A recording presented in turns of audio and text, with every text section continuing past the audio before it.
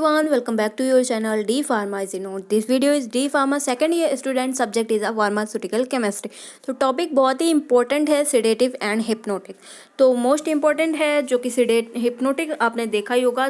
चलिए सबसे पहले जान लेते हैं कि ये सेडेटिव हिप्नोटिक्स होता क्या है। अगर हमारे वीडियोस आप देखते हैं तो आपको पता ही होगा। पहले मैं उस टॉपिक को अच्छे से समझाती हूँ और फिर उसके बारे में डिस्कस करती हूँ। उनके नोट्स अच्छे से मिल जाते हैं, ठीक है। तो देखिए सेडेटिव हिप्नोटिक्स क्या होते हैं। सबसे पहले ये इंसोनिया वर्ड लिखा हुआ है, इसके बारे में जानते हैं।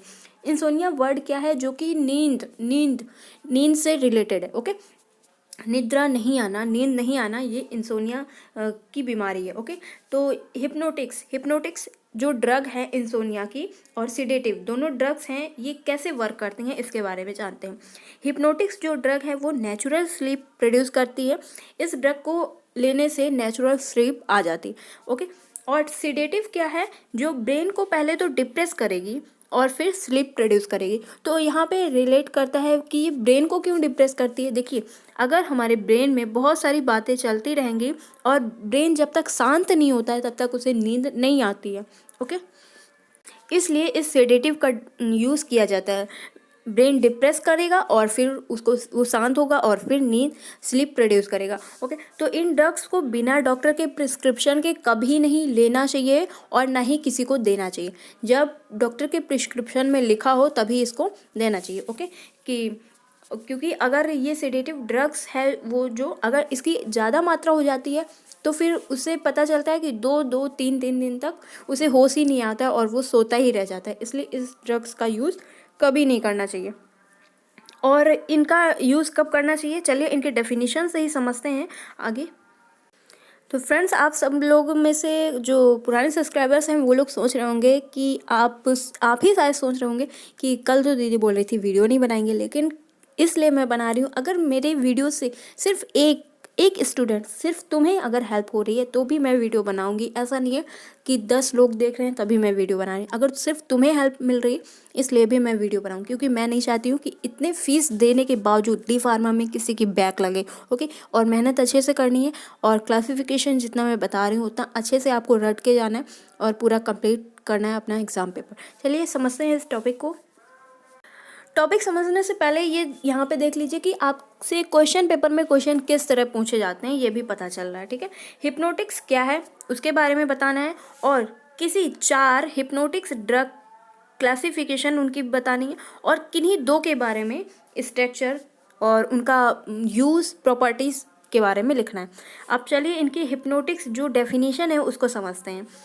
हिप्नोटिक्स की डेफिनेशन समझते हैं, ठीक है। हिप्नोटिक्स वे ड्रग्स हैं जो स्लीप को समाप्त, एक मिनट, जो स्लीप नहीं आ रही है उसको, माइंड में जो बहुत सारी बातें चल रही हैं उसको समाप्त करके नेचुरल स्लीप की स्थिति प्रोड्यूस करती है। ओके, और सिडेटिव क्या है? हिप्नोटिक्स के बारे में जान लिया, अब सिडेटिव के बारे में जानते हैं।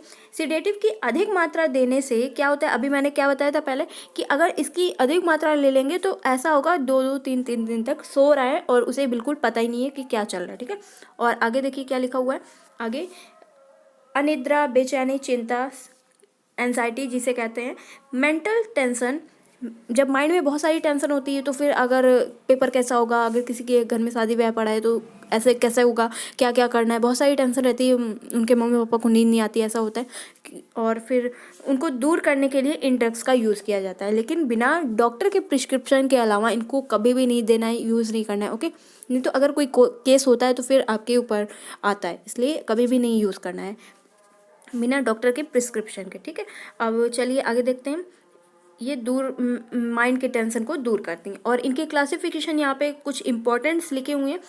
और देखिए, नाइट्रोजीपाम मोस्ट इम्पॉर्टेंट ड्रग और बारबिटोन मोस्ट इम्पॉर्टेंट। काफ़ी क्लासिफिकेशंस में ये ड्रग पूछी गई है। ओके, ये दोनों हिप्नोटिक्स के रूप में यूज़ की जाती हैं। अब जैसा कि क्वेश्चन में पूछा गया था वैसा ही हम लोग को करना है।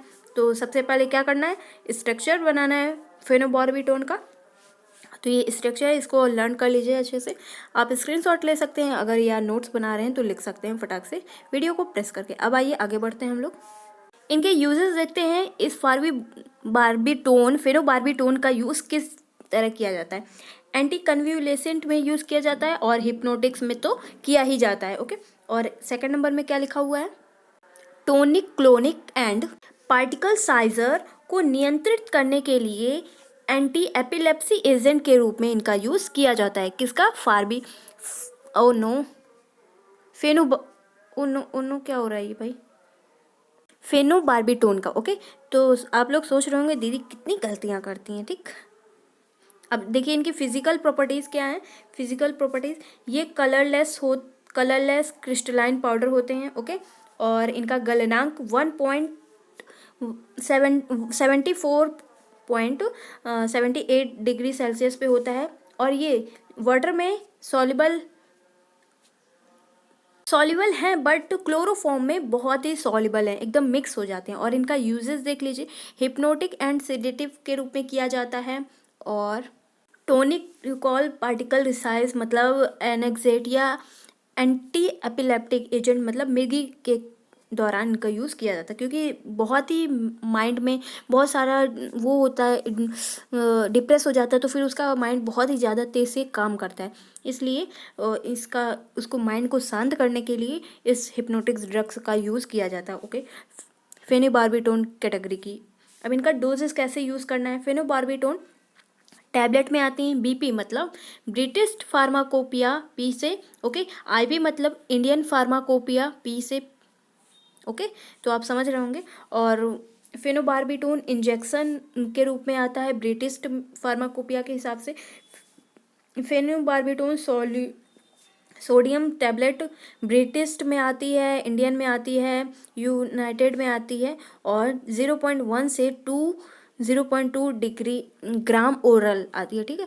तो ये इनके डोजेस फॉर्म हैं, इन डोज में मिलती हैं। अब देखिए सेकंड नंबर ड्रग ग्लूटेथेमाइड के बारे में। ये इसका स्ट्रक्चर है, एक बेंजीन रिंग बनानी है सिंपल, और इधर याद रखना है ओ ग्रुप लगा हुआ है, C6H5, ठीक है, और यहाँ पे NH लगा हुआ है, और इसका ये केमिकल नेम है 3-ethyl 3-phenyl और 6-पिप्रा आयोडीनेट। ओके, और इनकी प्रॉपर्टीज़ देखिए क्या लिखे हुआ है, वाइट क्रिस्टलाइन पाउडर में है, और इनका गलनांक 102 से 103 डिग्री सेल्सियस का होता है।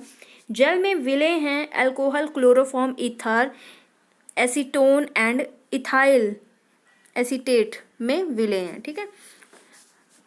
जल में अविलय हैं और इन सब में विलय हैं। इनका जलीय विलयन अम्लीय है, जब ये वाटर में घुल जाते हैं तो फिर खट्टा, अम्लीय मतलब खट्टा हो जाता है इनका पीएच। ओके, और इनके यूजेस हिप्नोटिक सेडेटिव में किया जाता है इनका यूज़। अनिद्रा की बीमारी में ये ड्रग्स यूज़ होती हैं, और इनका डोजेस फॉर्म देख लीजिए, ग्लूटेथेमाइड टैबलेट में आते हैं, कैप्सूल में आते हैं, और इंजेक्शन फॉर्म में आते हैं। तो फ्रेंड्स कंप्लीट हुआ ये आज का टॉपिक। आई होप आपको मैं अच्छे से समझा पाई होंगी और आपको अच्छे से समझ में आ भी गया हो। अगर आपको ये वीडियो अच्छा लगा है तो please do like, share and subscribe this channel. Thank you, take care, I meet to next video. अगर आप नहीं शेयर करेंगे तो कौन करेगा। कोई इंटरटेनमेंट वाला चैनल नहीं है कि सब लोग देखेंगे और सब लोग शेयर करेंगे, सिर्फ आप ही हैं जो इस चैनल को ग्रोथ करवा सकते हैं। तो हमें आपसे बहुत उम्मीद है। Thank you so much, I meet to next video. अगर आप कोई भी कमेंट करते हैं, कोई कुछ भी क्वेरी है आपकी, कोई भी क्वेश्चन है, एनी क्वेश्चंस, तो मैं सबका रिप्लाई दे रही हूँ। तो आपको इससे अच्छा क्या चाहिए भाई। ओके, थैंक यू, फिर मिलते हैं एक नए वीडियो के साथ।